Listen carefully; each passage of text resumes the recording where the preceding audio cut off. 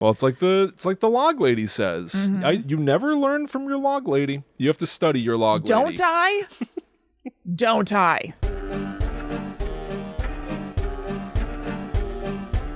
Hello, welcome to Guide to the Unknown. I'm Kristen. And I'm her little brother, William. And this week we are traveling back to Twin Peaks to talk about Fire Walk with Me, the movie follow-up to season 2. So kind of the conclusion of the original 90s run of Twin Peaks. Oh, it's interesting. Yeah, but it's also a prequel.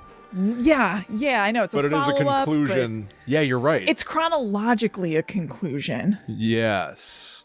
Yeah. Well, yeah. 'Cause this was where there was a huge break of 25 years before that miraculous season 3 was announced, 7 years ago or 8 years ago or whatever. Insane. So for all intents and purposes, this was the end of the Twin Peaks saga at that time, even though this movie takes place before the events of the show. Yes. Which we have been chronicling and which we most recently discussed in episode 397 of Guide to the Unknown.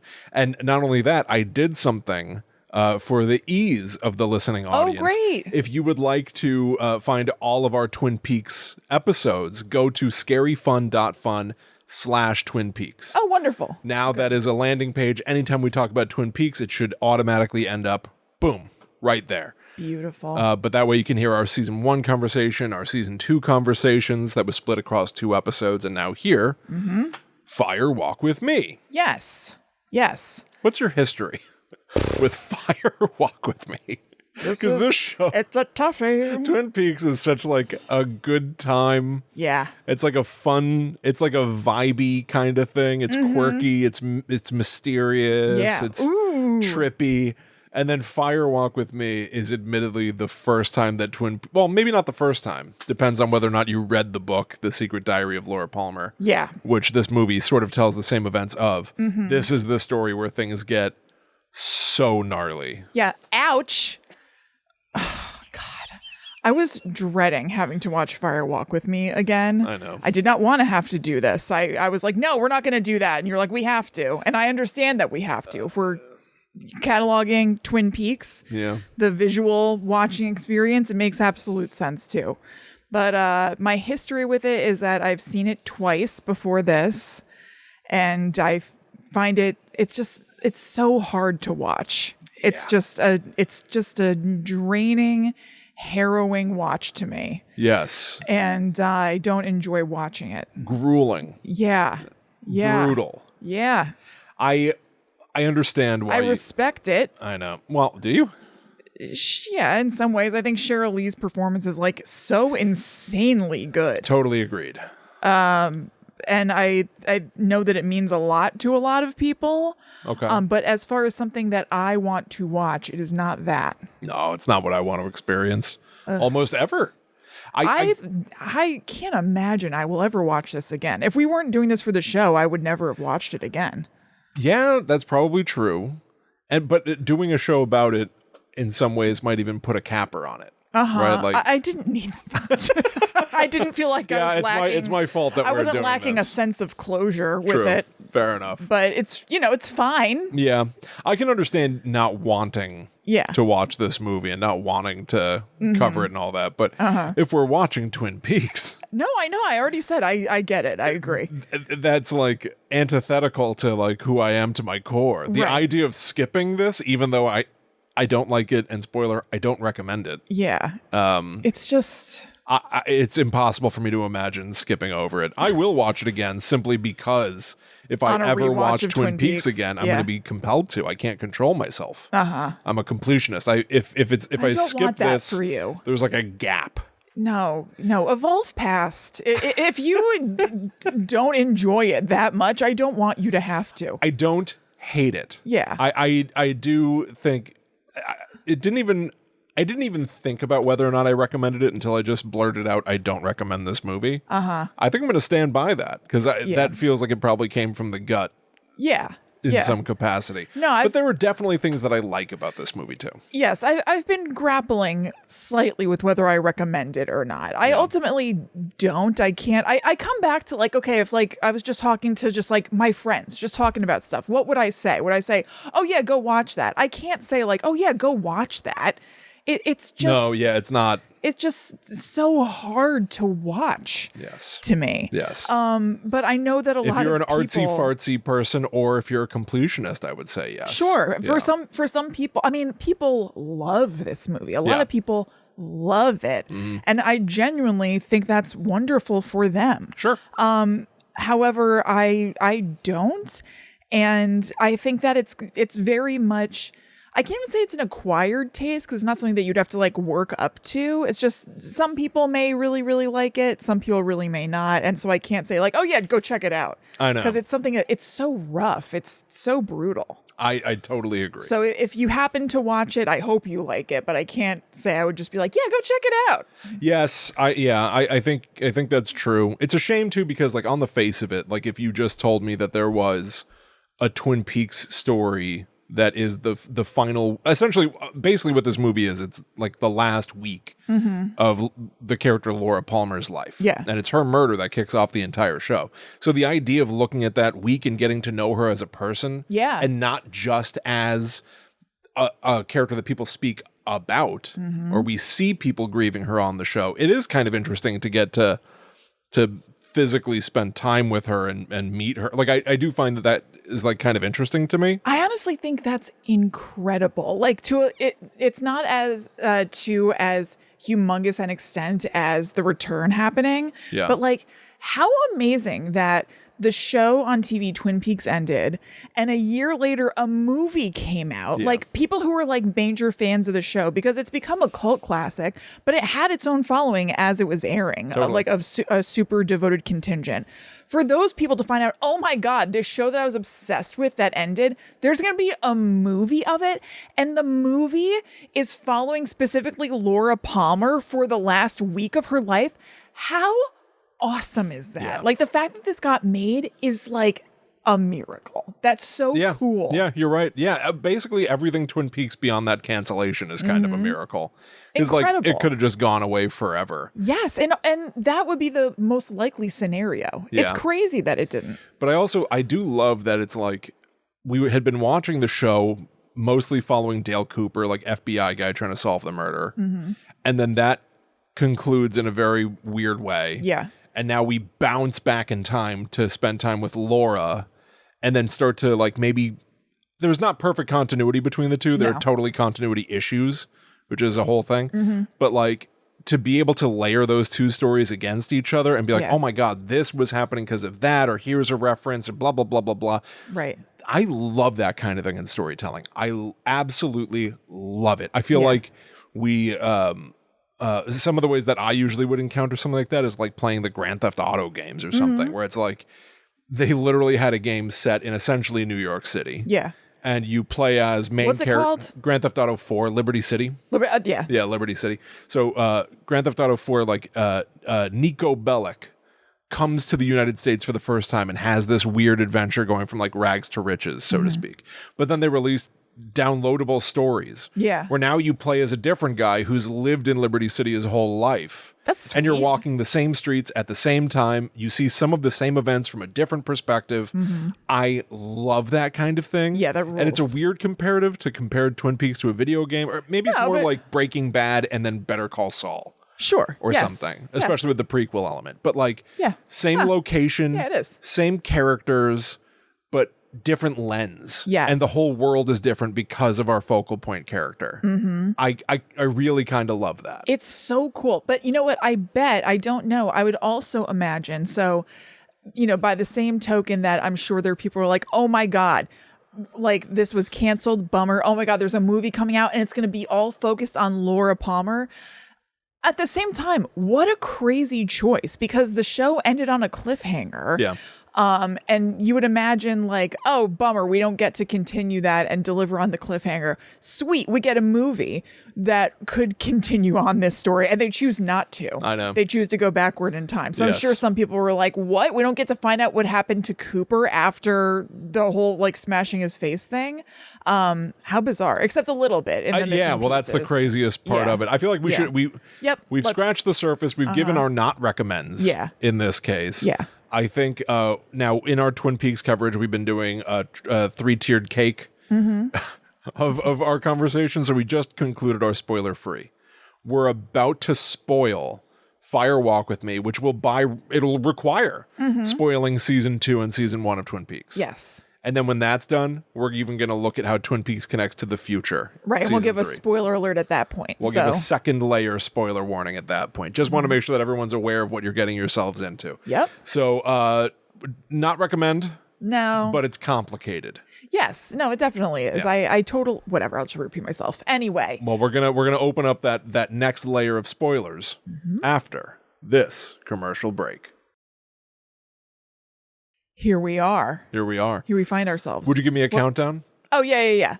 3, 2, 1. She's a young woman. She is a young woman. She's a young woman, this Laura Palmer. Absolutely. And she's just trying to live her life.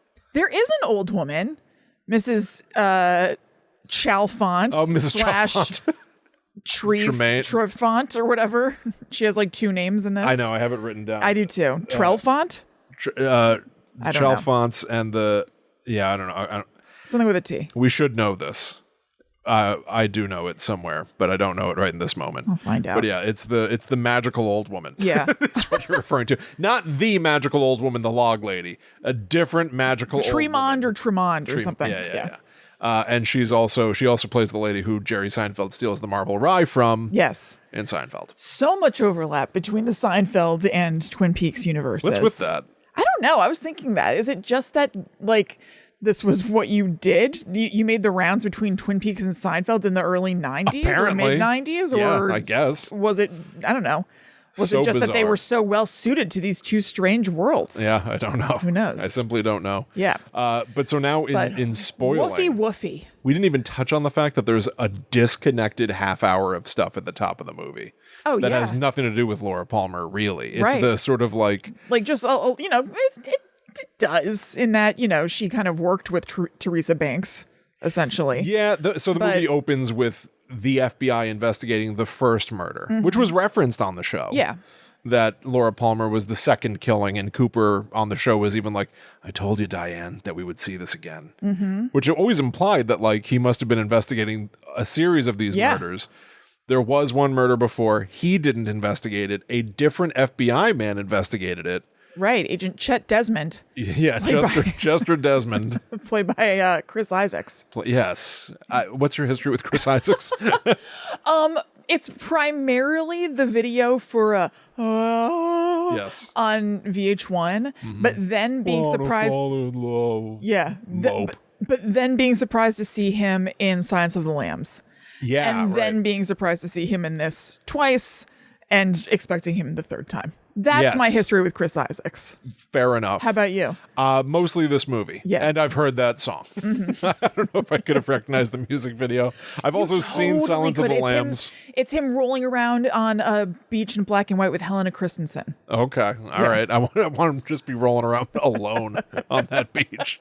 Just having fun. Yeah. I want to fall in love, but there's no one there. Nope. Yeah, so Chester Desmond. What do you think of this guy? Because he's the sub. So what happened behind the scenes is that Kyle MacLachlan, even though he just wrapped Twin Peaks a year prior, playing Dale Cooper, who's so awesome. And again, we're in spoilers now, which requires spoiling the show as well as this movie. Yeah. It ends with him being possessed by the killer, by Killer Bob, the evil spirit guy. Yeah. Hugest cliffhanger ever. And then they're making this movie and he goes, can you give me a smaller part? I don't want to do this. I don't want to get typecast as Cooper. Right. It's the greatest character ever. I know. My impression, and not just my impression, honestly, I read this, is that he kind of thought that he was going to go on to more big movie stardom, and that didn't really end up happening for him. Wash your mouth out with soap. He was in the Flintstones movie. You're absolutely right. It's great. I take it back. I love Kyle MacLachlan. On Desperate Housewives, a star. But he kind of thought that he was going to be like a big marquee name. Sure. And also, he had some bitterness toward David Lynch and Mark Frost for pretty much abandoning the show in season 2. So those two things combined, he was like, I don't really want to do this. Yeah. And so they literally did a find and replace for Agent Cooper with Chester Desmond. Yes. In the scripts. Yes. And then just had to get another guy. Yeah. Who can kind of look like that. He probably could fit in the same costume. Probably could. You know what I mean? So just enter Chester Desmond, who investigates the Teresa Banks murder. Yeah. I will say, and this is, I'm not going to spoil anything looking ahead. I won't really do that. But all of a sudden, this first half hour, which when I had previously seen this movie in a pre-season 3 world, when I had seen Fire Walk with Me, I was always like, what is this? What are we doing here? Why are we spending a half hour with Chester Desmond and Kiefer Sutherland playing Sam Stanley, his like little lackey assistant? I know. Why are we wasting our time with this when this movie's actually kind of more about Laura Palmer? Why do we need a half hour? All of a sudden, in a post-season 3 world, I like this first half hour. I do too. I have to say, I do as well. It's settling in for this, my only third viewing, but I was like, like I knew what was coming. I'd rather do this. I know. I knew it was coming, but I was like, I'm really enjoying myself. And I was like, maybe I've painted this movie with too broad a brush. Right. Maybe everything to come isn't that bad either. And then I was wrong about that. But I did enjoy this little thing. I like it. Yeah. I like seeing the weird world of Twin Peaks, even though you're not specifically in the town of Twin Peaks. There's still so much oddity going on. Yeah. I didn't love it. I liked it more than I had in the past, though. I got very cozy. Cozy. I got cozy with the score of this section. I was like way into it. I could handle more. Yeah. I think it felt a little too poor man's Twin Peaks to me, the town of like Deer Ridge or wherever they were. But like pointedly. Like super duper deliberately. So like because they don't have Cooper, I actually think this is like pretty clever. Because David Lynch doesn't have Cooper, or maybe even if this were Cooper, he probably would have done the same thing. It's like, to your point, it really does feel like he just replaced anytime it said Cooper in the script with Chester. Yeah, I shouldn't have said they literally did that. I watched a behind the scenes thing, and I think whoever I was watching talk about it, maybe it was Robert Engels, who's his co-writer on this, said like, if we had the technology, we would have just done a literal find and replace. That's essentially what we did. Right. Fair enough. Fair enough. But so I like that, like in this early 1 year ago investigation, Chester Desmond doesn't get to go to Twin Peaks. He has to go to Deer Meadow or whatever it is.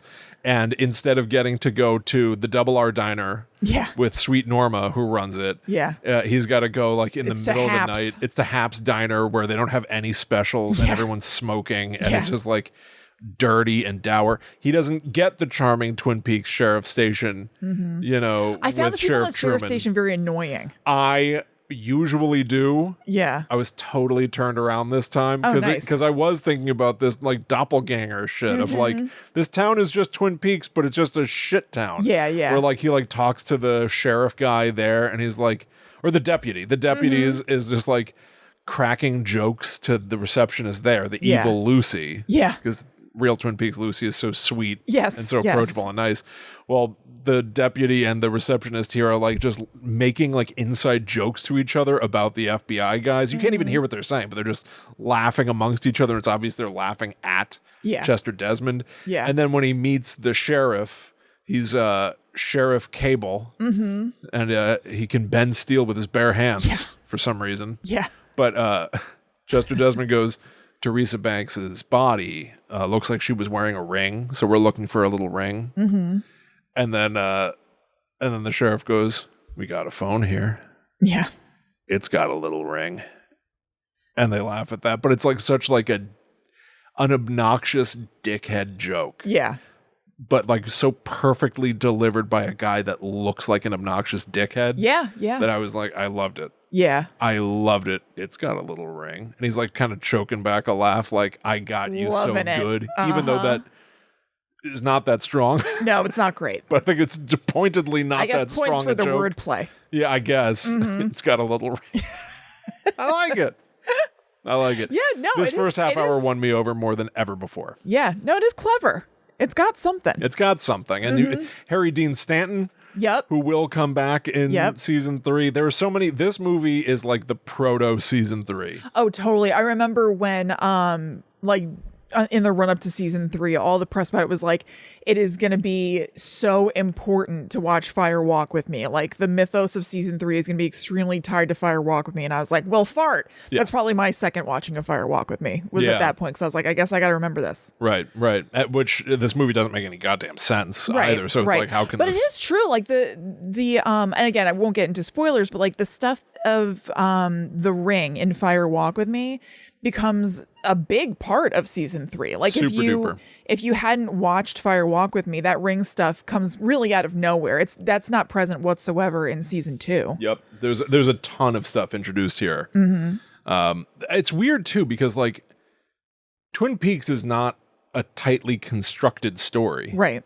It's all like wishy-washy and subject to the whims of David Lynch. Yeah, and like truly just sometimes we know that just through things, but I was watching like a featurette on the Zeta A DVD, and Machen Amick, who is only in the final cut. So there's the movie Fire Walk with Me, and then there's this featurette called The Missing Pieces, which is really just deleted scenes kind of all presented together. It doesn't have any sort of like cohesive storyline. It's really just like vignettes, just scenes, like boom, boom, boom, boom, boom.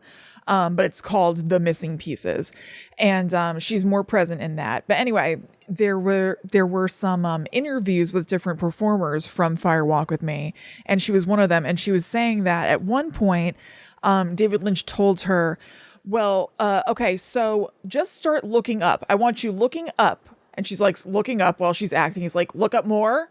And she's like, David, I just need to understand, like, something. why I would be doing this? Like, why would a person do this? And he was like, they wouldn't. This is the movies, or whatever. It's like just there's doing things there's for no talking reason. To this man. Yeah. He would just really just pull things completely out of thin air, left and right. So sometimes when you have questions about like, I wonder what this means. It might mean nothing. It's just he has an idea. It might be fun for her to be looking up all the way. Right. It might not mean a goddamn He might have thing. had like a shadow of an idea and then just needed, because if you didn't get that footage, then in editing he wouldn't be able to do his idea at all. So he's kind of just like, just look up. I can't even explain what I want or why I want it. Right. But if I don't have it, I'd have to pay everyone to come back and reshoot it. I watched thought it was like a cool idea. I know. I stumbled across a behind the scenes clip from season 3. We're talking so much about season 3, but it's like him rubbing silly putty on like someone's face, and then he cuts a hole in the silly putty near their mouth, and gets all this blood. And the performer goes, "You're not going to put your fingers in my mouth, are you?" And he goes, "Oh, yes, I am. Yep, just coming in." And it's like, what? Why didn't you communicate this before you? Yeah, I feel like what the hell is going on? Well, he's the genius. I know. Look, don't question the genius. Oh, the delicate genius. The delicate genius. More Seinfeld connections. George Costanza going, the delicate genius with his complicated shoes. I know. Look, so many people worked with him were like, it was so amazing. He's unlike anybody. But so many things I hear people talk about. Unlike anybody. So many things I hear people talk about. I'm like, ugh, I don't know about that. Yeah, and listen. I know. I wasn't there. I don't know. I quite enjoy his work. As do I. I'm fascinated by him as a person. I admire him as a person, but definitely there are things where I'm like, yeah. What the hell is going on? Yeah. And this movie, to be like, you're gonna need to have seen Fire Walk with Me to follow the next season. It's like, why? Nothing has ever held hard and fast to any set of rules ever in Twin Peaks. Yes. And the idea that this has continuity issues with the show itself. Like, you just made the show a year ago. Right. This has continuity issues? I know, but you know what? Both he and Mark Frost just have this willingness to be like, yeah, but I want to do this now, so who cares? Well, also, which, yes, I also think like, well, we got to keep moving. We can't be so married to continuity that it gets in the way of good storytelling or something. I suspect, in this case I agree, because I happen to I'm not even talking about Fire Walk with Me, I'm talking about Twin Peaks in general. I happen to enjoy where it usually goes. However, I would say in general, I think it's a good idea to hew kind of close to continuity and find a way to make it work. Yes. I kind of prefer that in general. No, I totally agree. Most of my things are nitpicks, by the way. Most of the continuity breaks here are just like total like nitpick things, arguably, where it's just like, why, what? Is there something that jumps out to you? No, I'm just saying, I'm kind of saying, like, I don't know if they are nitpicks. I feel like, it makes sense to want things to make sense. There's a big bad one, and since we're in spoilers, I'll say it. Yeah. The one-armed man, Philip Gerard, in the TV show, they're trying to figure out who's possessed by Bob, and no one knows. And then they eventually turn to the one-armed man because he's been possessed by a different spirit, Mike. Right. And Mike should be able to sense Bob. Right. And then they take him all around town, and he can't figure it out. He's even like, Bob's somewhere in this room. Yeah. And like, Leland's in the room. Yes. Laura's father is in the room. And he's like, I don't know. In this movie, the one-armed man goes like, Mr. Palmer, like pulls his car over and is screaming at Bob, who is Leland Palmer. Yeah. And knows for certain that Bob is in Leland. And this movie takes place 1 week before the show. Right. So within, and the show takes place over the course of like a handful of weeks. Yeah. So it's basically like from the events of this movie, like 14 days go by, and then he's like, I have no idea who Bob could be. Yeah. And it doesn't play as if he's hiding the truth. No. That it plays as if he truly does not know. Right. And that's a pretty big mistake. There is much made of this online. Okay. Some people rationalize this as like, Philip Gerard doesn't know who Bob is, but Mike does.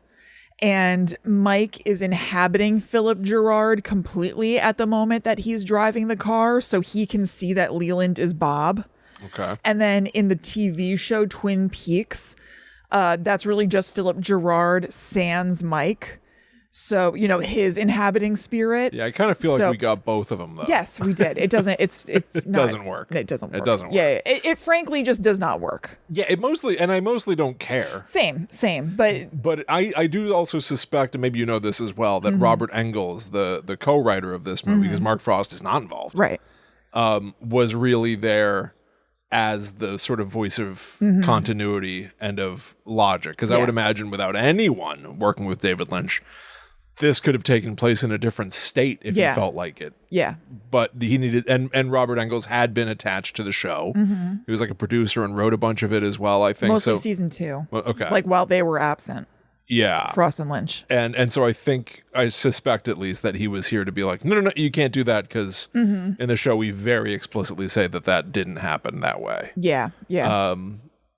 Listen, I don't know. David Lynch wins in the end. Yeah. Right? Yeah, totally. Who knows? Do you have anything else to say about the first half hour? Should we just move on to Laura Palmer? I guess the only other big thing I have is David Bowie.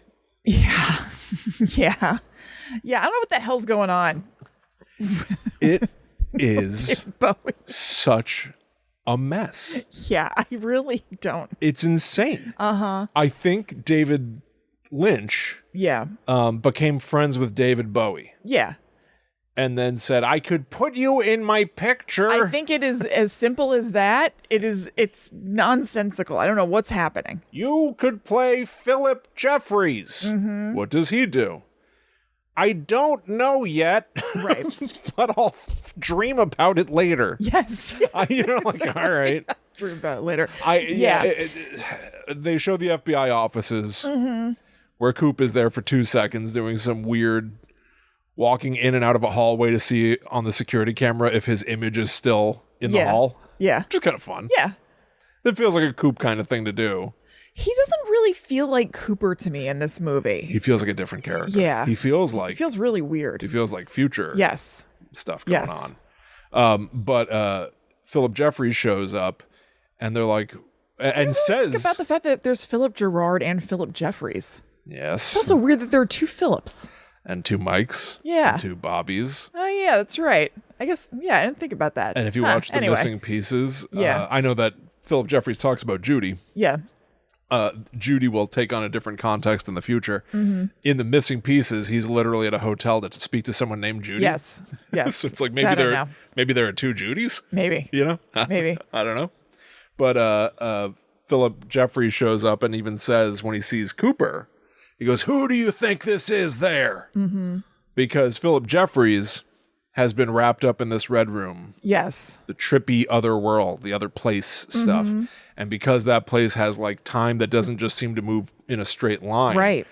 Kristen, is it future or is it past? I know, that's the question. So Philip Jeffries pops out in 1988 or whatever, sees Cooper. And is this the good Cooper out here, or is the good Cooper stuck in the lodge? Yes, but no one knows what the hell that means yet. Totally. It hasn't happened to them. Who do you think this is? It's a week in the past as we're watching Firewalk with Me. Yes. Yeah. So that might be one of our first nudges in a pretty concrete way out in the real world. Yeah. That time is malleable for the beings who have been in the red room. Yeah. That he could pop out and know that he's basically seen the season 2 finale where Cooper is possessed. Who do you think this is there? Right. Which is cool. It is cool. That's where like the sequel shit does sort of come into play in Firewalk with Me. I had heard, or like I read online, that this was originally planned to be one of 3 movies that David Lynch was going to make, each of which would potentially be part of the Twin Peaks world.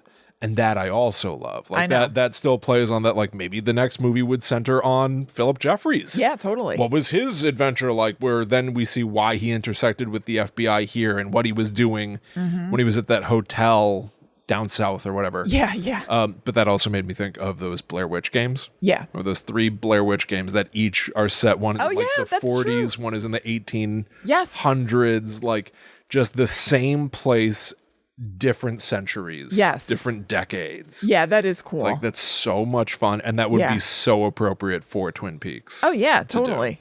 Yeah.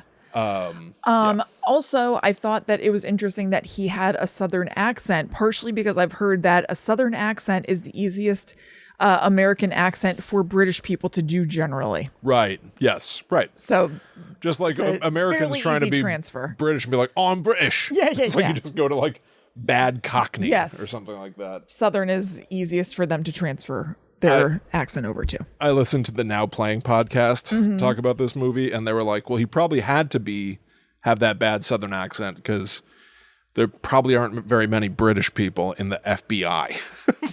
You know, that's a fair point. It's like, that's a good point. Yeah, absolutely. Because I think everyone watches and they're like, why is David Bowie doing that voice? Yeah. It's like, well, he had to be American. Yeah, you can't just have his David Bowie voice. Easiest thing to do was be a weird American. Yeah, that's true. What was up with that? I guess he's just like blooping in and out of time and space or something. Remember that clip in The Missing Pieces where he just kind of like spontaneously not combusts, but like appears in a hotel and a guy shits his pants? Yes, that does happen. Yeah. Holy crap. He appears on the stairs of a hotel. He's like smoking and he's singed the wallpaper.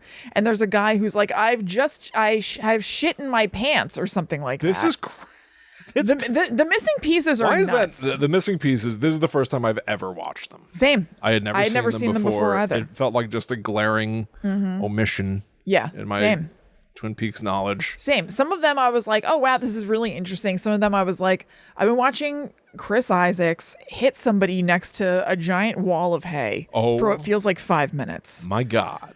These deleted scenes are where David Lynch really decided that he likes a lot of space, likes a lot of dead air. I feel like there were some good cuts. A lot of repetition. Yeah. Oh my God, The Missing Pieces. But yes, David Bowie teleports. He does instant transmission down to like Buenos Aires or something, and then scares people there because when he comes in, it's like a burst of like fire and stuff, which is kind of neat. Yes. But then, there's a guy there that goes like, oh my God, this shit is coming out of my ass right now. Yeah. He like says it like that. Yes. He says that in this like, movie. Whoa. The like supreme artist David Lynch has a joke where a guy says there's shit coming out of my ass right now. That is what it was. Yeah. What? Jarring. What? And he thought that wasn't fit to be in the finished film? Shocking. What a shock. Yeah, I don't Shocking know. Stuff. Are the missing? I assume the Missing Pieces are considered canon. I don't know. You know what? I've seen on Reddit some debate about whether they're considered canon or not. Some people have put together like fan cuts of the movie, reinserting the missing pieces in the right chronological order. There's like a really famous cut known as the Blue Rose cut that does it. That doesn't insert every single missing piece. So it's really just that person's judgment. But people seem to really like the Blue Rose cut. Okay. I guess it's just, this person's preference for what they decide to insert or not. And a lot of people seem to like that cut. Okay. And there are other cuts as well. I can't remember the names of them, but the Blue Rose cut seems to be like a fan favorite. Yeah, the Blue Rose itself is introduced in this movie and becomes like significant going forward for sure. Actually, this is huge. Yeah. We're introduced to Lil. Yeah. What do you think of the character of Lil? Lil is a woman with red hair in a red dress who David Lynch's character, Gordon Cole, says like, Chet Desmond, there's something I want to show you. And then it turns out they're at this airstrip and he goes, this is my mother's sister's girl. And Lil comes stepping out, scrunching her face up like she just ate a bunch of like sour heads. Right. And making fists with her fingers like a baby and who's stepping thirsty. Back and forth. Yeah. Yeah. Violent red dress, violent red wig. Yes. I had a less negative reaction to Lil upon this watch. I remember having a pretty strong negative reaction on previous watches. Like, what the hell's going on here? Yeah.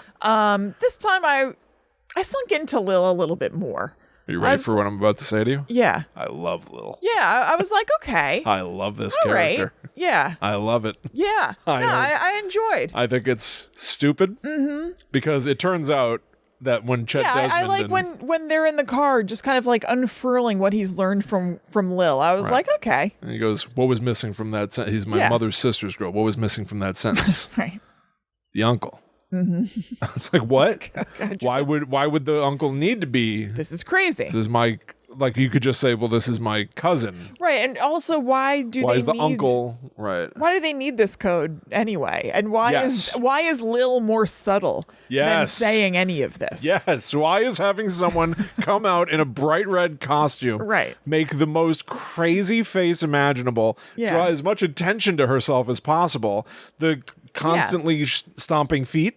Yeah. That means there's going to be a lot of legwork on this case. Yeah, it's crazy. Gordon Cole couldn't have said that to him. That would be too dangerous to say out in the open. Yes, why? There's going to be a lot of legwork. If he had said that, the whole case would be blown. Absolutely. We'd be in imminent danger. We're going to need the Lil system for this. No, crazy. I was like, all right. You know what? I get Lil. I think I'm growing up. I think that's what this means. I guess this is growing up. I can't pretend that I understand.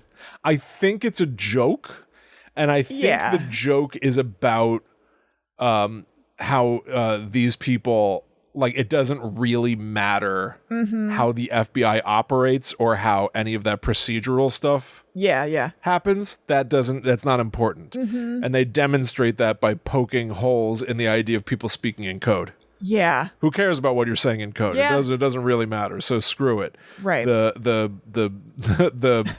sour face means, what was it? It was just like, I think that they're not gonna like welcome you with open arms. Yeah, you're gonna meet with some resistance. Yeah, right. So it's like, you couldn't possibly say that out loud. So we have to do these over the top theatrics to communicate something completely mundane. Yeah, just normal. There's no reason that you couldn't say that. The only thing about Lil that is code is the blue rose. Is the blue rose on her lapel. It's a literal rose that is the color blue.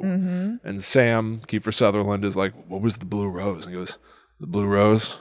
I'm not going to tell you about that. Yeah. And then later Cooper will say in the missing pieces, he'll go, Chester Desmond wouldn't tell you about that?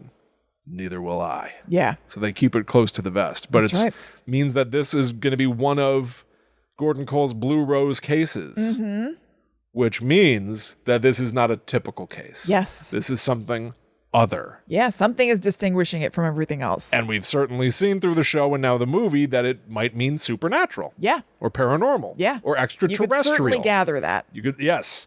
And I did gather it. Yeah. God damn it. So did I. Way to go. Yeah. Thanks. Congratulations. Shook hands. Yes. Yeah. All right. I think we have no choice but to talk about Laura Palmer. I think you're right. But you know what? We do have a bit of business to get to just before we do that. That we do. Yeah. And that is to tell you about patreon.com/GTTUpod. This is where you can go to get our members only second podcast, The Netherworld Dispatch, which comes out every Monday. We have 2 podcasts that come out every week. Can you believe it? Can you believe it? And you can get both of them if you join us on Patreon. We also have a Discord that you can join where people are chatting every single day. The nicest people you could ever meet. Oh my God, a bunch of peaches. That'll tell you. You can also get access to Guide to Unknown ad-free. Hell yeah. Over on Patreon. You don't have to hear any of the spiel, none of the commercials, none of that. We also have movie commentaries, a newsletter, all kinds of stuff. And also we appreciate it so much that you support us over there. It's unbelievable to us. It keeps the lights on. Yep. It funds our lifestyles. Yes. Thank you. Our extravagant lifestyles. Keeps my head's above water. So thank you so much, everybody. And if you don't already, please go check out our Patreon. Yes, thank you all. The most recent episode of The Netherworld Dispatch is episode 228, Sloppy Sleuth. Oh, yeah. So we played, number 1, our favorite old DOS game, Sleuth, where you get to solve a murder. And we did some customizing of the names in the house that we are sneaking around trying to find the murderer. Customize the suspect names, customize the victim names. Yeah, it was delightful. So we had, Mario and Peach and Stumacher and stuff like that. Yeah, a sauce packet. Yeah, Sauce Packet was one. That was a good one. Yeah, that was a good one. Yep. So we played that. We played some other old games. And it's a good time. Super fun. I love playing those like super duper retro like 80s DOS games. Oh yeah, they kick ass. And we describe everything too. So if you don't watch the video version, it's no big deal. Most people actually don't watch the video version. Yeah, so it's true. No biggie. Yep. And we've got a lovely review here. Actually, before I do the review, would you abide a brief Willie's World? I would. All right. I'm looking ahead to the next month. Yeah. The next month is called September. Yeah. Okay. In the month of September, I've already said that on the 27th and 28th, yes, I will be at the NJ HorrorCon in Edison. And I would love to see folks come out there. I'd love to see some friendly faces. Yeah. I have an update. Yes. On Sunday the 28th, I will be leaving the NJ HorrorCon early. I will then be getting in a car, and I will be pointing that car down to Smodcastle Cinemas. I don't know the address. That's all right. It's not my problem. It's Kevin Smith's movie theater. Yep. A friend of mine, Alex Dawson, is doing a show of his, The Devil and Daisy Dirt. It's a show all about the Jersey Devil, like new folk tale kind of stuff. Very fun, very like immersive theater. Very, very interesting. I'll be doing an introduction to that show. The Weird New Jersey folks will be there. Awesome. It's going to be a good time. So that's at 3:00 on Sunday the 28th. Prior to that, catch me at NJ HorrorCon, and the day prior, 27th. Big weekend. Big weekend. But I wanted to get that on everybody's calendars because at this point it's just a few weeks away. Right. All right. Now on back to the reviews. We love reading the reviews. I'm going to try to pronounce the name of this reviewer as if I were the character Gordon Cole. Okay, great. Okay. This review comes to us from Akagoslagud Kislifaqua. Beautiful name. It says, my favorite podcast. I listen to old episodes all the time and look forward every Friday. 5 stars. Nice. Lovely. Thank Lovely you name. so much. Thank you very much. We would love it if other folks out there would consider leaving us a review on Apple Podcasts. You can type out your thoughts. We may read it on a future episode of the show. You can even leave stars on Spotify. Would love to see folks who would consider sharing the show on Instagram stories or Blue Sky posts. Maybe as a new episode comes out, if you want to be like, I liked this. Yeah. And we will, of course, reshare as long as you tag at GTTUpod. Yep. How so nice. Yes. I love the idea that people look forward to the show. Me too. What a trip. It's wonderful. Yeah. All right. So we are going to get into the Laura Palmer of it all after this commercial break. Okay, here we go. Here we are. Unpleasantness. It's time. Unpleasantness amundo. Yeah, it's time for the stuff that's just like a hardcore bummer. Yeah. So hardcore bummer. You may remember from the series Twin Peaks that we find out that Laura Palmer's killer was her father, Leland Palmer. Right. And they they address stuff that they go into further in this movie, but they dance around it a little bit.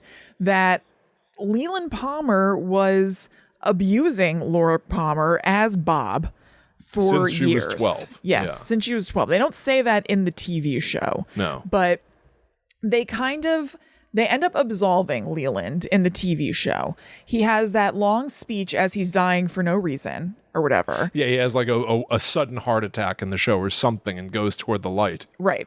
And it's like, basically, it was all Bob and kind of like this poor man sort of thing. And, you know, like Jekyll and Hyde, and he's pure Dr. Jekyll. Right. And like Cooper, it was only Hyde reads, was the bad guy. Right. Like Cooper reads to him from like the Tibetan Book of the Dead, and his soul like ascends or whatever. And because we're following the last week of Laura Palmer and like experiencing life through her eyes, we are seeing the reality of, they're not pulling their punch basically with Leland in the show is what I'm saying. You're seeing that it is not just purely Bob. It is Bob. It is also Leland. It is insanely horrific and harrowing to live as Laura in the house with Leland. It's, I would say, unflinching, the depiction of living in this abusive situation. Yeah. And it's so, I find it just awful to watch. It's just like heartbreaking. I just feel horrible for her. It feels awful. Yeah. Her entire existence is... It's just tense and full of dread. Yeah. Uh-huh. And therefore, every single choice that she makes in other parts of her life are fueled by the trauma and anxiety of her home. Because, like, throughout the show, we kept learning, like, she had cocaine in her diary. She was taking pictures for, like, the local magazine Flesh World, where you could, like, hire girls or whatever. She was always up to, like, shady stuff. Yeah. No good stuff. Yeah, Laura was like a bad girl. She's like a good girl because she's the prom queen, but she also had this like dark side to her. But just like in real life, like it's so often not that just somebody has just like a bad dark side. Yes. Like it's, you know, it's often driven by something. Yes. And so she had this like what I think is the most interesting thing about Laura Palmer, to like spend time with her and you know, see all this like shit, was to I was interested to hear her talk like so fatalistically about her existence, where she was like, she kept saying like, I'm going away. Yeah. Or like the most trite thing in the movie is all this stuff with angels. Yeah. She has a painting of angels in her bedroom. By the end of the movie, angels will come and save her or not save her. But I've heard a lot of people rag on that. I actually think that that's really compelling and interesting. It's more about her perspective of these things. Yes. Than it literally being an actual angel or something like that. Yeah, I agree. I think that it's, you know, she has that picture of angels in her room and like, oh, I hate to say this. You know, she's getting abused in her room. That could be something that she's looking at. Maybe that's something that's like a focal point or something like that. I don't know, but it's a thought that I had.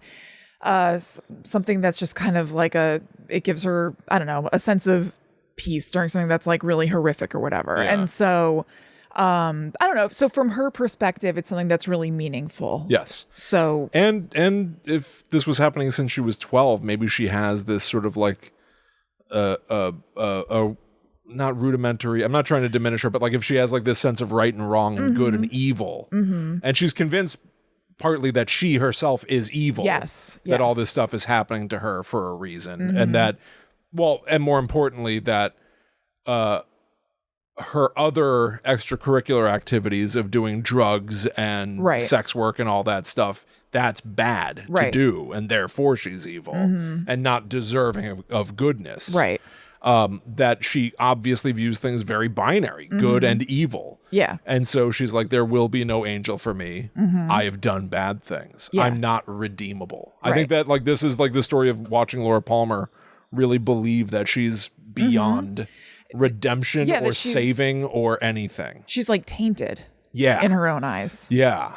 And I think that that's kind of fascinating. Yeah, because then totally you also see when we're introduced to the Laura Palmer story, it's like the Twin Peaks TV show theme song comes in, which is like almost like very like inviting and like familiar and friendly after spending a half hour with Chet Desmond and whatever.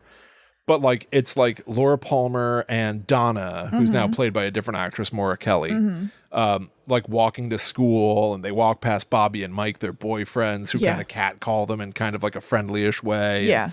They go to school and everything just screams like idyllic. Yeah, like normal kid life. And then she goes into the bathroom at school and snorts coke. And like that's like your first like, oh shit. Yeah. Like this place is hiding things. She's hiding things to exist in the rest of this world. And it was just fascinating to then watch her also with Donna. Yeah. Who I've never liked. Yeah. But in this movie is like kind of aware that maybe Laura is outgrowing her. Yeah. I think. Yeah, definitely. And wanting to play keep up with her friend Laura and prove like, no, Laura, like you're not, the whole world's not about you. You're not the baddest. I am not just some little girl. I can keep up with you. Yeah, she doesn't want to accept that they're growing apart. Yeah.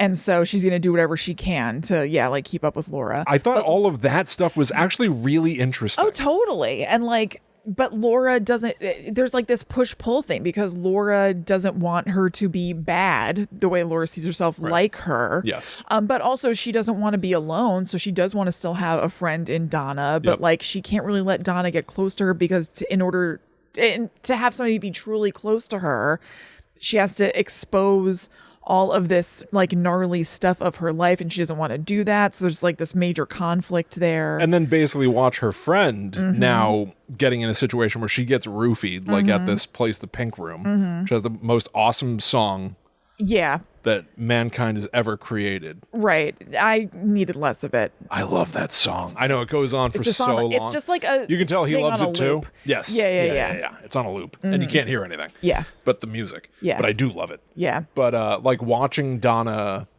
like try to hook up with guys because that's what Laura's doing. I feel like she's just trying to play keep up with Laura at first, but then like everything is hitting her. Like what she drank hit her. Well, she got roofied too. That dude snuck something in the drink. Totally. That's what I'm saying. Like that hit her. Yeah. And like, so then she kind of like gets into it. And then when Laura sees that, Laura's trying to like, get Laura her out of there. flips out and like fights everyone off to save Donna, which I think was like both like protect Donna. She doesn't deserve this. But I also think that it was like on some level also Laura being like, I'm not an innocent person. And she's like watching someone innocent get corrupted. Yeah. And I think that that's just as much about herself. Of like, not wanting this. Yeah. This is a bad place to be. And I think that they weren't totally sure what they were going to do with that at first. Because one of the scenes in The Missing Pieces was her kind of like giving Donna shit for not doing coke.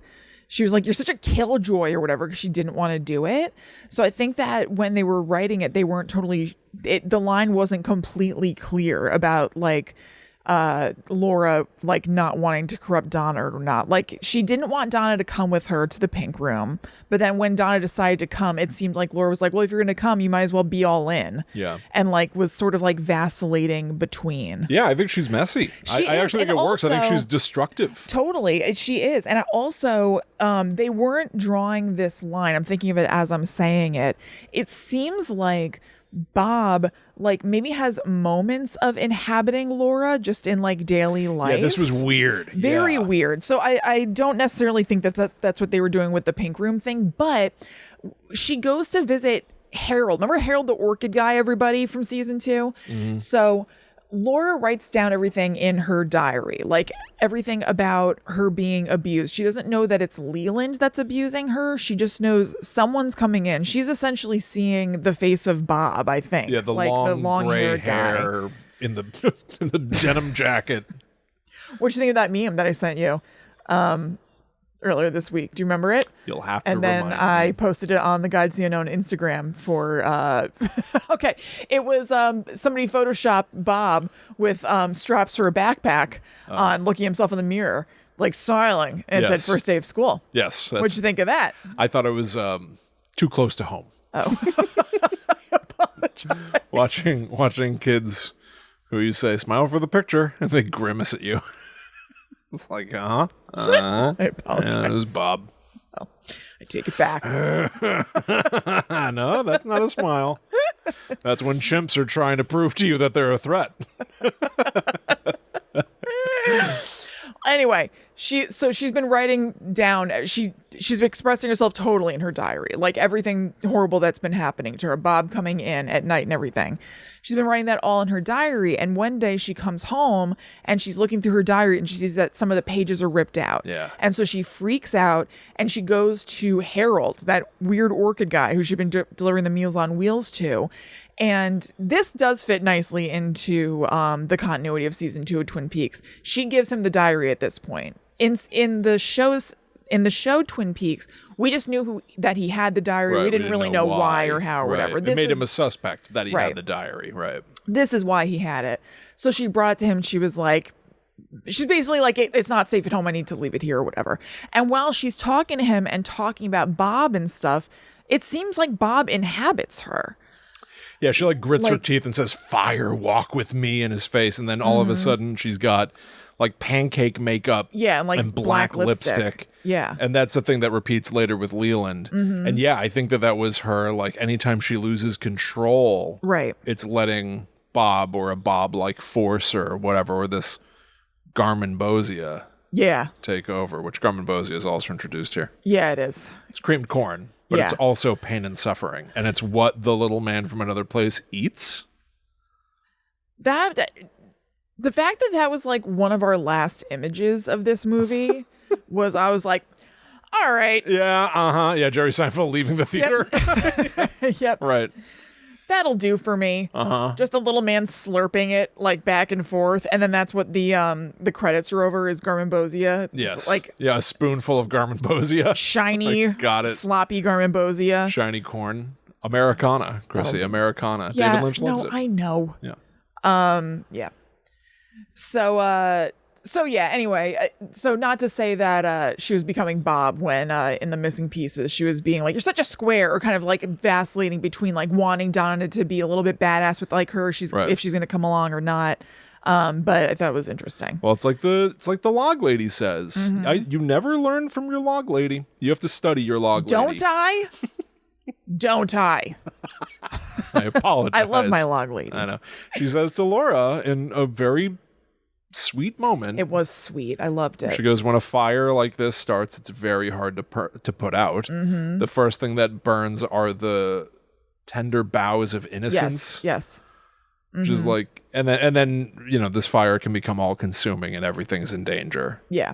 And it's like, yeah, the more that I guess the point is also that like the fire happens to you, but you can also let it burn by not trying to put it out or fight it. Right. Mm-hmm. So like, is it essentially Laura is succumbing to, or because she's so fatalistic that she's sort of giving into this other evil or something like that, and so that would then make her be possessed by Bob, because we'll learn in this movie that ultimately what Bob seemed to want was to possess Laura, right, to leap from Leland to Laura, or would he then possess both of them? I don't know. Is Bob one thing or is he many things? I think at one point he says he wants to be her or kill her. He wants to taste through her mouth. Yes.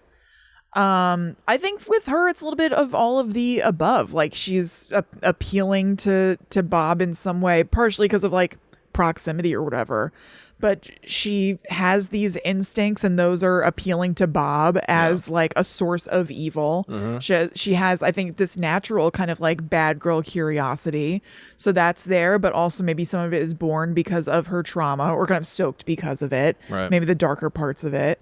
But also some of these things are just things that people do or whatever. So I don't know. The Leland thing is so much trickier in the movie. It's like you said, it's like not as clear cut as being like, is it Jekyll or Hyde? Right. And it changes everything. Yes. To some extent. Like the movie made a lot of this subject matter easy, or the TV show, I'm sorry, made a lot of this subject matter like easier to grapple with, because it's like vaguer. It's vaguer because it's almost like Freddy Krueger or something. It's like when you really get into like, was he like, what was he doing to kids? Was he just a murderer? Or the reboot certainly paints a different picture, and everyone, it like, oh my God, it's a nightmare when you look that closely. It's like this movie does that with Leland. Yeah. Where like it was tragic that almost maybe he didn't know that he had killed his own daughter. Right. But like in this movie, it's painted way more like he is this slippery sliding slope of making evil choices and rationalizing them or giving in to his darker impulses and then convincing himself that everything's okay the next morning. There's like that one scene where he's telling Laura to wash her hands and that there's dirt under her fingernails, and then he's like, where'd you get this necklace? Is it from a lover? Yeah. And she's just like, he's pinching her cheek and she's staring. Cheryl Lee. She is so incredible. This is like an absolute all-timer performance. I think she is unbelievable. Yeah. I don't understand why we haven't seen like any of these people more. I don't know why Ray Wise wasn't in everything. I don't know why. He's also incredible. Yeah. I mean, as you know, horrific as his character gets in this movie. Yeah, but no, like, his performance is incredible. Cheryl Lee has like a moment where she's like staring at a ceiling fan and starts grimacing. Oh my God, I know. And it's so scary. She is absolutely unreal. Like, I think she is incredible in this movie. She went for it in such a crazy way. Oh, yeah. Yeah. Yeah. What an actress. I know. Should we start to open this up to the third level? Yeah, I think we should. I mean, there are other things that happen in this, like Bobby kills a guy. That was something that was said in the original show, so we see it here, but it's like, all right. I know, okay. He killed a guy in service of getting drugs, but we already knew that Laura did drugs. Yeah. And then in the missing pieces, we find out that it wasn't even drugs, it was baby laxatives. And he wastes it all. Yeah, I know. Perfectly good baby laxative. Perfectly good baby laxative, and he's just freaking out as if it's worth nothing. The guy's a notorious dope. He could have used it for a different kind of fun. Totally. I'm still on the John, Mom. Bobby. Yeah. And then I don't know. James is in the movie. Actually, James might be the perfect way to transition into double spoilers. Okay. Yeah. I think so. So why don't we Actually, go? Actually, I have one more thing to say that can stay in not spoil. You know what? No, it goes in the next one. Yeah. See, it gets interesting when you watch how this connects to the whole. Yes. The whole body, because now we have all the pieces. Yes, of course. Arguably, there will never be more. I don't think so. I don't think there will be more. Yeah. We've always been like, maybe Mark Frost will write a book, but I feel like most recently Mark Frost even said like, without David Lynch. Even though like David Lynch wasn't involved in, the books that predated the third season, I think there's just something about their creative collaboration. Yeah. And knowing that the third season was coming up with David Lynch that like lent some creative juice to writing those books. So I don't think so. Yeah, I think it's toast. Yeah. So here we go. Okay. The next level of spoilers. This will now reach its tendrils into season 3. That's right. So if you haven't seen it, Vamoosey for now, and then you can thank you. Yes, and then you can come back in the future. Thank you very much. But here we go. 3, 2, 1. She's an old woman. Well, Sarah Palmer is an old woman in the third one. Trying to think of an old woman. Trying to think of an old third woman to say. Who's another old woman I could talk about real quick? I don't know. Sarah Palmer. Okay. Sure. She's in the third. Yeah, just because she's in the third one? I suppose. Laura Palmer. I don't know. Because the James connection. I wouldn't call her old in the third one. No, neither would I. She's older. Yeah. Because in the third, we find out that the final moments we have with James in this movie connect so much to the end of season 3. Laura Palmer drugged out on the back of his motorcycle, screaming like, "I love you, James!" and like shrieking. And I gotta tell you, this is one of the things contradicting herself, that, and even though I honestly I get it and everything, it's one of the things that when I think of Fire Walk with Me, I'm like, I'm not in the mood for that. Yes, yeah, it's a brutal scene. She's just spun out. She's like at the end of her rope. I think it's the night she dies. It is. But so James is so bland, and we're introduced to their love earlier, and he says she calls him a turkey or something. It's an inexplicable love. Yeah, she either calls him a turkey or herself a turkey. I can't remember. She says that she's going to be gone like a turkey in the corn. That's right. Yeah. Which corn is Garmonbozia. Yes. She also says, so quit trying to hold on so tight. I'm gone. Long gobble, gone. Gobble, gobble. And he says, turkeys are one of the dumbest birds. That's his response. Okay. Thanks, James. Yeah. And then she goes, gobble, gobble, gobble. Mm-hmm. Like she has a dramatic line reading of saying gobble, gobble, gobble in this movie. Yeah. Because good. Mm-hmm. Right. Actually, in season 3, the Nine Inch Nails song, She's Gone Away. Uh-huh. Oh, yeah. She's gone.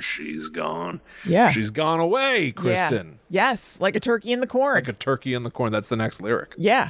So anyway, the night of her death, she's out with James and totally losing control. Yeah. And at one point, inexplicably, back when this movie came out, she just looks off into the distance and screams as if she saw something. Yeah. And it's never drawn attention to. And it always read as if she, is just, out of control. Yeah. Well, at or this seeing point, things, yeah. Mm-hmm. And we'll later discover in season 3 that Cooper has been spending his time exploring the Red Room world. Yeah.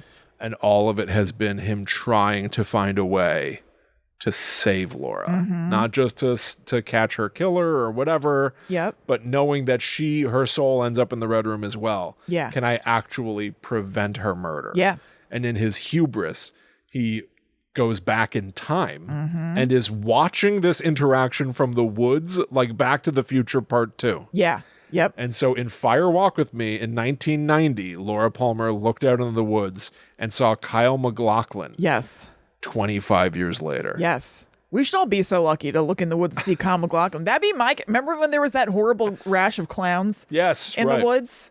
If you only want a it just horrible been rash of Kyles? Yeah, Agent Coopers. A bunch of Agent Coopers? Yeah. He is the FBI. Yeah.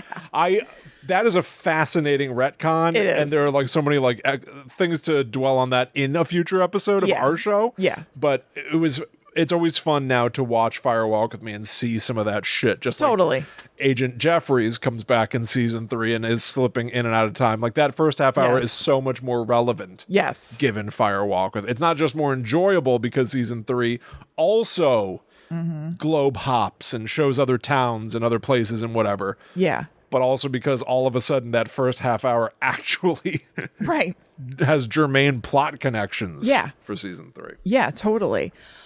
Something about our old woman of season 3, Sarah Palmer. So in Fire Walk with Me, another one of the torturous things is that Sarah Palmer is definitely also like in being abused and under the thumb of Leland because she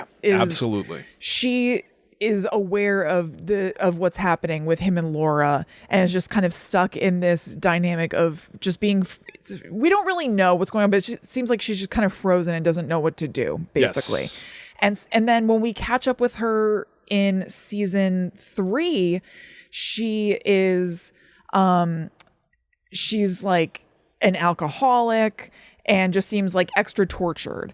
And so you could say that's just because she has lost her daughter and her husband from the events of season 2 of Twin Peaks, in that she found out that he killed her.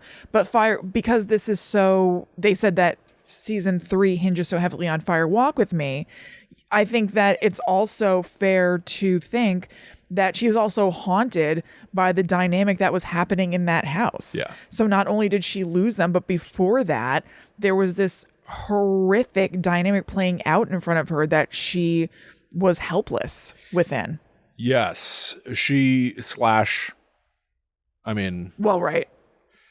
In some ways turning a blind eye to. And like both. There's a night when Leland brings her a glass of milk, and it's like, I think it happens in the show too before he kills Maddie. I don't remember. Laura Palmer's identical twin cousin. Crazy show. Yeah. I think so. But it's like, it's abundantly clear. Like, I don't think you even need to know the Leland story to know that there's something going on when your husband brings you a glass of milk periodically and you end up having like and makes sure that you finish all of it in front of him. Yes. He's like tipping it into your mouth. Yes, and Sarah's like there at the table when Leland's pinching Laura's face and screaming, "Wash your hands!" and all this shit. Like I think that I wish that we knew more about Sarah. Another good example of like Grace Zabriskie is so amazing as a performer. That character becomes so fascinating in season 3 of like, what is she? Oh yeah. God damn, do I wish someone had put her to any, like, under any form of spotlight or some story development or something for season 1, 2, or this movie, because there's not very much. She's suggested to be psychic in the show and suggested to be aware of what's going on under her roof in this movie. Right. And then is she also... She's connected to Judy, right?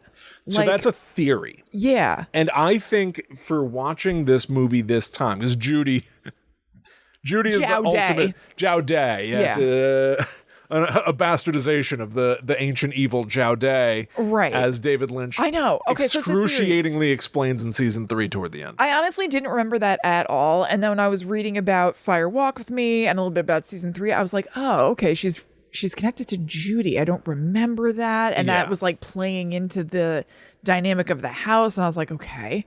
Yes. Yeah. I think I'm more at present, and this could change when we rewatch season 3. Right. I think I'm more at present thinking about what you just said about being haunted in that house, knowing all this shit, having a shitload of trauma of her own. Right. Even before her husband murdered her daughter. Right. There was all this horrific stuff happening in her house that I do think she was aware of. And now what we just talked about with Laura, like perhaps being like fatalistic and being like, well, screw it, I'm going to die. And therefore does that sort of let Bob in and her face gets ashen and her lips turn black or whatever and has that ghostly screaming face thing. That on Sarah Palmer alone in that house plus 25 years of fatalism. I think that by the time that we've caught up with her, she has essentially succumbed to this kind of weird evil that feeds on your pain and suffering. Yeah. And it is literally like eaten her away from the inside so that she's hollow. Yeah. Right? Yes. Because in season 3, she's able to open her face up, which Laura also does, so that doesn't fully stand up to scrutiny. But like everyone thought genetic. It's yeah, her face hinges open like a little trap door, and we see like a swirling mass of evil shit. And everyone thought they saw like The Experiment or Jowday or whatever that. Season 3. Well, it'll make more sense even when we watch that later. Yeah. But like, I think that she's essentially less human. Yes. In season 3 because of the same shit that was happening to Laura here. Yeah. But was ultimately physically murdered, whereas Sarah was alone in that house, feeding her. And just continued to metastasize inside her. Yes. That's what I think right now, which could change. Yeah. No, I do too. Yeah.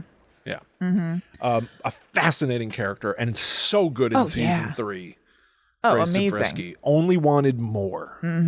She's so good. You know what? We're watching or rewatching Santa Clarita Diet right now. Yeah. And I forgot that she's in that. She is? Just a little bit. I mean, we're at the very beginning of season 1. She's in like the 4th episode. But yeah, just a little bit. Man, I like that show too. Oh, it's so good. It's also, so funny. Also canceled in season 2. Or was it 3? 3? Yeah. Gone too soon. Gone too soon. Huge cliffhanger. Yeah. Great show. Yeah. Great show. Other things that I just wrote down for double spoilers. Okay, so the good Cooper is in the lodge. Laura Palmer wakes up one night and Annie from the end of season 2 of Twin Peaks is sitting next to her bloody in bed. I did not remember that at all. And just I was says very out loud, surprised. I'm with the good Cooper in the what did she say? The good Cooper is in the lodge, write it in your diary. Yeah. Because then later on, they'll find the missing pages of Laura Palmer's diary and be like, 2 Coopers. Right. Good Coopers in the White Lodge. But isn't that also a continuity thing? Because her diary is with Harold by that point. Yes. So she'd have to get her diary, write it. Then Bob would have to rip those pages out. I thought the same. I was like, the pages are already ripped out. I don't understand. I've tried to look into how many pages are said to be missing. Yes. Are all the pages found at this point? I'm pretty sure. I've seen people both say every page has been found by the end of season 3. And I've seen people say there's still a couple pages missing even after season 3. Yeah, I don't know. I don't know. Yeah. I don't know. I don't know either. But Yeah, so that's something. And she sees Cooper in her dream, and he tells her, don't take this green ring. Yes. Which we sort of touched on. Teresa Banks, the first victim, had it. Yeah. Chet Desmond found that ring. And then he like blooped out of existence. Disappeared. Presumably to the lodge. And then we don't ever see him there, but we'll never see him again. Yeah. And then the little man from another place in the red suit says, with this ring I thee wed to Coop. Yes. And when Laura Palmer ends up in the dream, Cooper says to her, because now he's outside time Cooper. Yeah. He's like Agent Jeffries. Yeah. Already even here. We see Cooper beyond season 2. Yeah. In Laura Palmer's dreams. Yep. A week before he ever arrived in Twin Peaks. Telling her, don't take the ring. Meanwhile, meanwhile, toward the end of the movie, when Laura is being killed by Leland / Bob, and he's going to possess her, she puts on the ring. Yeah. Which seems to prevent him from being able to possess her. Yes. So he has to kill her. So why would Cooper say, don't take the ring if it prevents her from being possessed by Bob? Oh no, I've gone cross-eyed. I don't know what this ring does exactly. Does anyone? I don't think so. Does David Lynch? I don't think so. Does Robert Engels? I don't think so. Does Mark Frost? I don't know. He'll later say in a book that what are their names? Stuart and Hank or whatever, those guys that like went from like coast to coast. Oh yeah, Lewis and Clark. Lewis and Clark. Yeah. That they found the ring. I know. At one point. Yeah, I'm not sure. I don't know what the hell's going on with this thing. Johnny Appleseed had it, according to Mark Frost, and it's supposed to mean something. To me. I don't know. Yeah, it pops up. It's all over season 3. It's like integral to it, and I don't know what the hell it does. Nobody on Reddit does either, and I don't know. No one knows. And seemingly no one ever will know. No, I don't think so. It ain't right. Nah, it ain't. I would like to know. It's cool. It's such an interesting like visual piece of lore. Yes. But no, it's not something that is lore that you can like hang your hat on. No. It's just like an interesting thing that like pops up here and there. Yes. It's so weird. I have a note saying on the ring.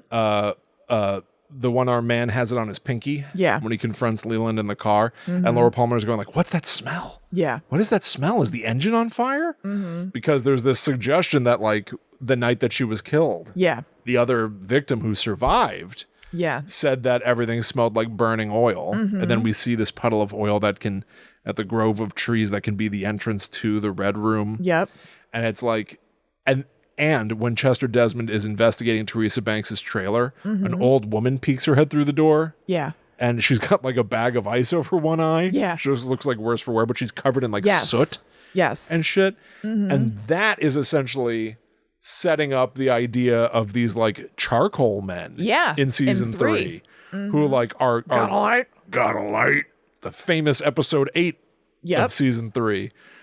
Where like they're covered head to toe in black like soot or oil or whatever the hell. And it's like, is that woman an oil lady thing? Or like, is it just like part of this idea that some people are like dirtied by this corrosive otherworld shit? Right. You know what I mean? Right. Totally. It's something there. There is something there. And also I feel like the idea of, electricity as a negative thing and like is kind of, I don't know, there's a connection between that and this. Like there are lots of shots of like electric lines crackling, yada yada yada in this as sort of like a negative force or preceding negative things, which is I guess reminiscent isn't the right word, but whatever, kind of feels like a connection to that infamous episode 8 and the negativity of the development of the nuclear bomb. Yeah. And this idea of like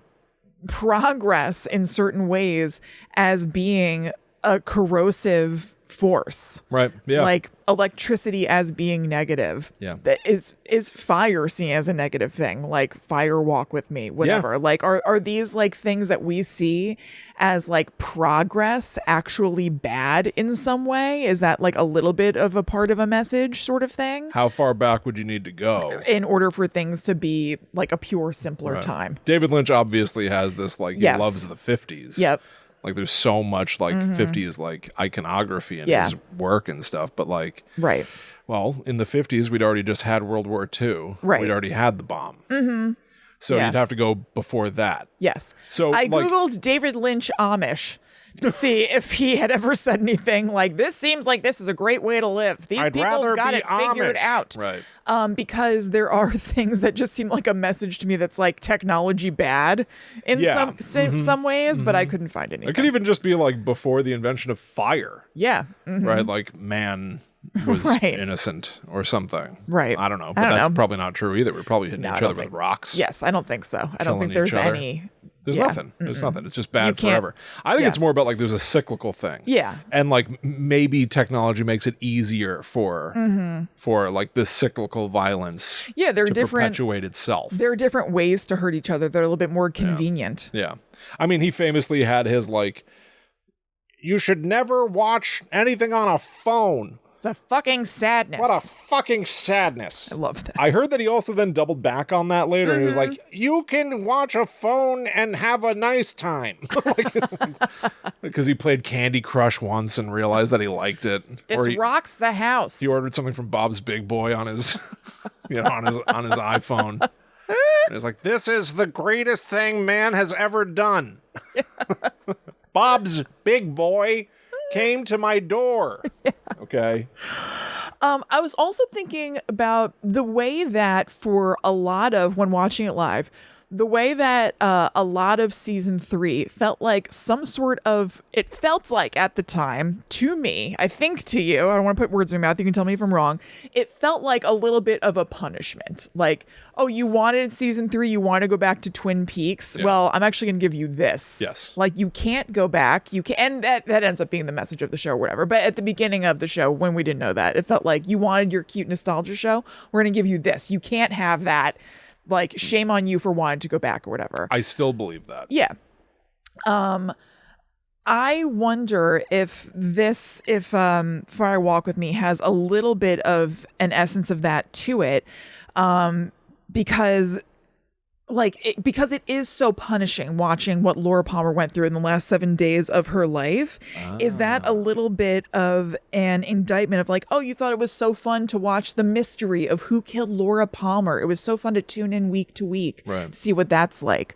What about what she went through? What about the reality of watching that? Is that so fun for you? I'll show you every moment she was crying and cowering and hiding and in the throes of misery because you wanted this, didn't you? Right. Yeah, I can totally see that. Totally see that. I also remember that part of the kernel of Twin Peaks came from the idea that at some point Mark Frost and David Lynch were going to do a Marilyn Monroe biopic. And so in some way, this was almost getting back to that notion of like the beautiful, iconic blonde who lost her life and were fascinated by, let's look at what her experience was. Yeah. Like, there's kind of a purity of going back to that concept. But I also do think that David Lynch, I do think that he likes to punish you. Yeah. And even like the top of season 2, I've always said is like, end of season 1, Cooper gets shot. There's so much anticipation. What will happen next? Yeah, totally. Well, it's 15 minutes of an old man delivering milk to his room. Like he's withholding any gratification for his own enjoyment. Yes, definitely. Or to be like, weren't you waiting for this? And it's an old man giving a thumbs up. Yeah, just like messing with you. Yeah. But it's like, like sometimes you can like grow to kind of like love that kind of withholding cantankerous shit. Yeah. And where you and I previously loved season 3, I did love it. Yeah. So it'll be fascinating to go forward and see like, do I still love it? I know. This will be interesting. I know. I don't know how I'm going to feel. I don't know. Because when I think about like just little parts of it, I'm like, I feel like this is going to be rough. Yeah. But we'll see. Yes. I simply don't know. I have to admit, I'm not looking forward to it. I am. I'm excited for it. I'm excited to watch episode 8. I'm not dreading it. There are parts of it when I think about it piecemeal where I'm like, I'm excited to see that. I'm excited to see that. I'm excited to see that. But I just really remember how much volume-wise there is Dougie, or there are, just things like that. Like there are just bits and pieces of it where I can't wait to see this. Yes. But I just know how much you have to get through to get those like juicy parts to me. I totally agree. I think that 90% of season 3 is equivalent to the first half hour of this movie, Where it's like, okay, interesting, worse.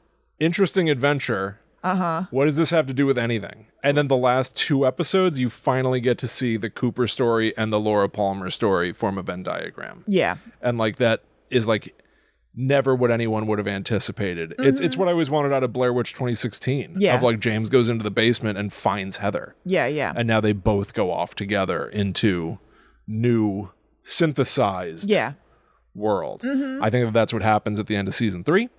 I think that it's predicated on having watched the show and watched the movie and then seeing that both Cooper and Laura are people who were larger than life. Yeah. Who somewhat against their will got roped up in this afterlife story and beyond their deaths explore the afterlife together. Right. Hero and victim now finding themselves on the same footing as each other. Yeah. And just working together but being confused. Yeah, totally. And I think that that's like really kind of lovely. Oh, in a way. No, I But it too. takes, it's an 18 episode season, and I would argue that like 16 of those episodes are the same as being like, Chet Desmond, what is this? Except last time we did it, I was like, all right, yeah, sure, Chet Desmond, sure, give me that. I don't care. Yeah, but I think partially because we did it in one day. And I don't think we're going to be doing it that way. Nope. So I think it's going to be tricky. Nope. In fact, I'm torn on whether or not we watch only up to episode 8 because it's the legendary one, or do we go to 9 because that's the perfect 50% mark? I know. I'd be happy to stop at 8. I think 8 is such a crescendo. It really is. It's great. It's so wonderful. Yeah, I know. It's something where I think there are bits and pieces that are just so amazing. I know. I totally agree. I would like to invite you over to watch episode 8 because I've never done this before. I have the 4K. Okay. Ultra HD disc. Yeah. I have a 4K player now and a 4K TV now, which we did not have at the time. Yeah. So it might be the first time we've ever seen it in its fullest possible glory. Yeah, sure. All right. Yeah. Well, then there you go, everybody. I think the next time that we talk about Twin Peaks, it's going to be season 3, episodes 1 through 8. Yes. I'm in. Do you have any other lingering thoughts about Fire Walk with Me that you'd like to say? I think I'm okay. I have one, 2 things that are just like in my notes that I just think are fun. Yeah. Harry Dean Stanton's character. Yeah. Who I like. He's like, no, I just got more shit to do. Yeah. He runs the Hungry Trout trailer park and stuff.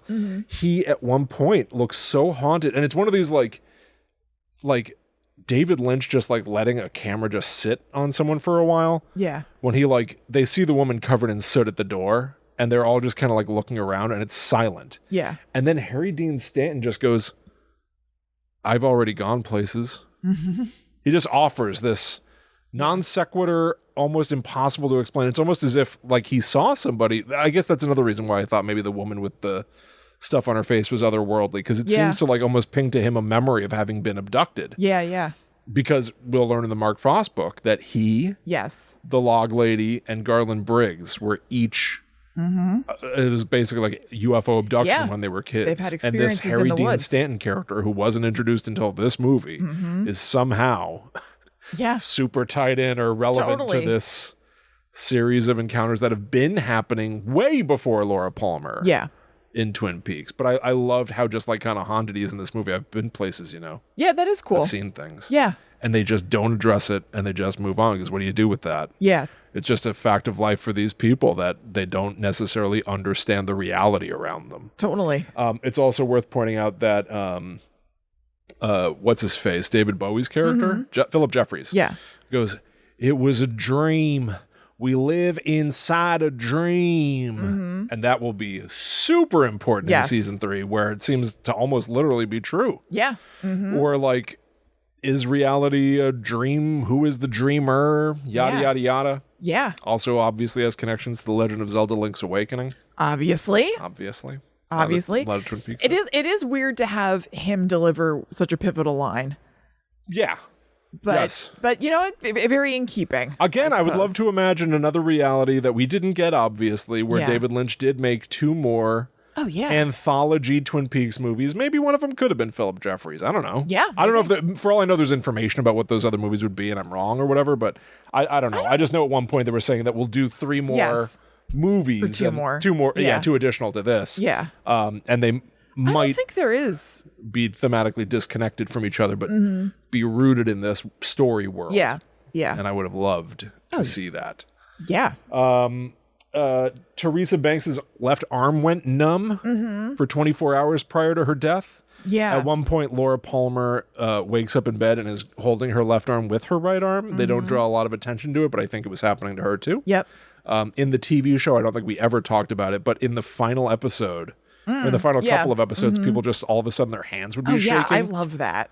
And I don't know what any of that means. I don't either. I think it's just that fire that's hard to put out was indeed spreading to everybody. Yeah. And it was leading to something. Yeah. And I think it was basically leading to non-existence because the show got canceled and these people stopped being alive. Right. The dream concluded. Yes, it did. So they stopped existing. Yeah. And that I'll just end with this. Do you stand by, after everything that we talked about, do you still stand by your not recommend? Yeah, I do still stand by it. Even though there are a lot of things that I think are really cool within and about the movie, still if like I'm just talking to a friend somewhere and they're like, oh, should I check that out? I'd be like, I don't know about Remember that. when Mom told us that she watched Blue Velvet recently because we'd been watching Twin Peaks, and we were like, why would you do that to yourself? Right. It's not a casual thing I can flip off and be like, yeah, just go check that out. Yeah. It's really, I think I already said this word. I find it harrowing to watch. Yes. If you love the show and you need more and you can handle the gnarliest of the gnarly. Proceed with caution, I suppose. I mean, it's not like from hell, this movie or something. Like, people love it, but I find it really, really hard to watch. Is it worse than the bad stuff in season 2? Is it? Oh, yeah. Really? So this is... It's harder for me to watch than that. Than watching Ben Horne.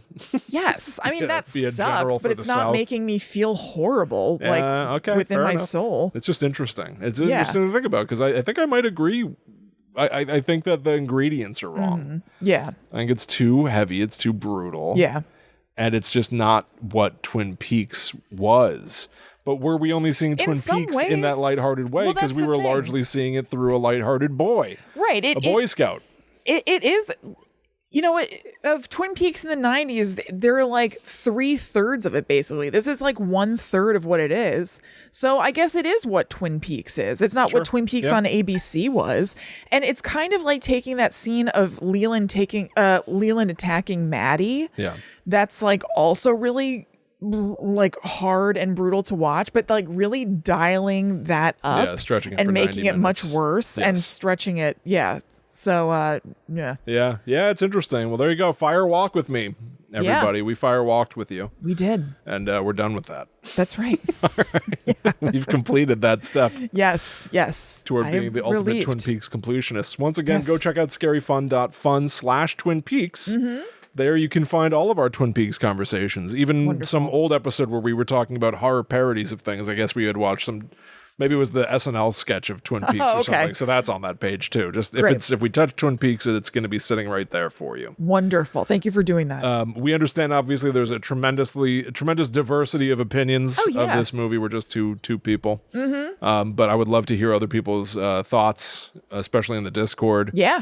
Go check that out. Patreon.com/GTTUpod can get you access to that in addition to the Netherworld Dispatch and ad-free guide to the unknown, all of that fun stuff. Yep. Follow us at GTTUpod to find out when we're going live or when new episodes coming out. And you can also follow us individually. Yes, I'm at Chillin' Kristen. I'm at The Myth Traveler. So we're leaving Twin Peaks for now. For now. Just for now. The grim nightmare version of Twin Peaks. Yeah. For now. You know, in those Grand Theft Auto games where there are different main characters in the same place, sometimes it would literally be like one character, the city is almost like noir sepia tone. Yeah. And then you'd play as a different character and they'd have like the colors cranked up. So you're like seeing the actual place through their eyes and the city looks different. Yeah. I feel like Twin Peaks is kind of like that too. Yes. So all right, everybody, we'll be back next week. It's going to be September when we're back. I wonder what that could mean. Oh my gosh. What happens in September? Is it Freddy September? Oh my God. I think it is. If you're celebrating Freddy September with us, make sure you watch Nightmare on Elm Street 4, the dream bad guy. Yep. Happy Freddy September to all who celebrate. The dream so I guess baby? I'll be the watching Dream Master? Another movie that I'm going to like. I know. This is a back-to-back brutal double feature for Chrissy. Freddy September begins next week, everybody. Yeah. Thank you once more. We'll be back then. But until that time comes, we must travel. Back to the netherworld go we.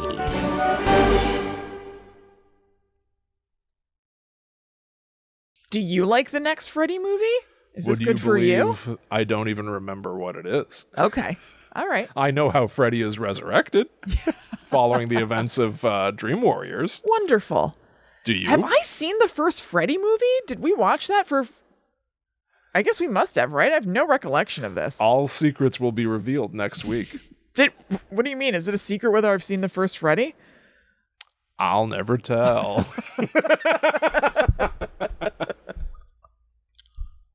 Oh, wait, I kind of remember now. No, I know. No, because we did Freddy 2 we just did it. And then we proceeded. I watched Do you want me to actually tell you? I watched some clips of the first Freddy.